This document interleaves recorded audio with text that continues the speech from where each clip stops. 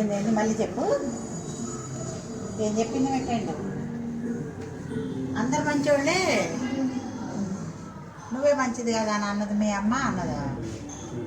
అవును మరి పాపం ఆంటీ అందరు మంచోళ్ళే అంట. అపార్ట్మెంట్లో ఎవరు మంచోళ్ళు గారట, అందుకే అది ఉండలేకపోతుంది అక్కడ. అందమ్మ ఫ్రెండ్ వచ్చిన నాతోటి అంతమంది మంచోళ్ళు కాకుండా ఉంటారు కదా. నువ్వు మంచిదని కాబట్టి అందరు మంచోళ్ళలాగా కనబడలేదు, అందరు చెడ్డోళ్ళలాగా కనబడుతున్నారు. అదే చెప్పా. ఫ్రెండ్ ముందు పరువు తీశానంటావా? పరువు ఎందుకు తీసా? నీ ఫ్రెండ్కి నువ్వు ఉన్నాయి లేని అన్నీ చెప్పావుగా, పక్కింటి వాళ్ళ పాట గురించి, ఎదురింటి వాళ్ళ పాట గురించి. మరి అవన్నీ చెప్తారు ఎవరన్నా ఫ్రెండ్ వస్తే ఇంటికి? వాళ్ళందరికీ నువ్వు మంచిదానిలాగా కనబడట్లా, వాళ్ళందరూ మంచోళ్ళే. నువ్వు మంచిదాని, నీ మనస్తత్వం మంచికి లేక వాళ్ళు నీకు మంచిగా కనబడట్లా.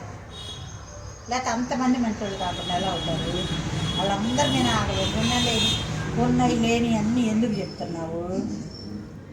మా వాళ్ళు అట్టంట, వాళ్ళ కూతురు ఇట్టంట, అట్లా ఏమి ఇట్లా అని అన్నీ చెప్పావు కదా.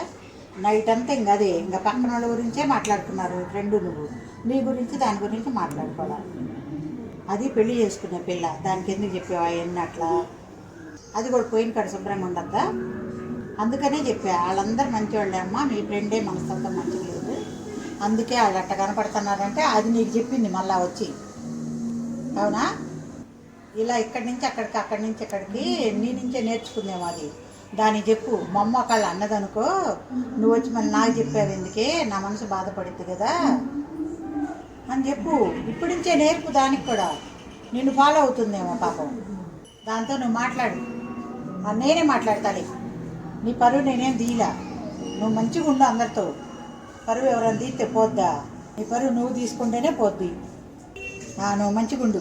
ఆడబిడ్డ మంచిది కాదు, వదిన మంచిది కాదు, పక్కలోళ్ళు మంచివాళ్ళు గారు, ఎదురోళ్ళు మంచివాళ్ళు గారు, అపార్ట్మెంట్లో ఎవ్వరు మంచివాళ్ళు గారు, నువ్వు ఒక్కదానే మంచిదాన్ని.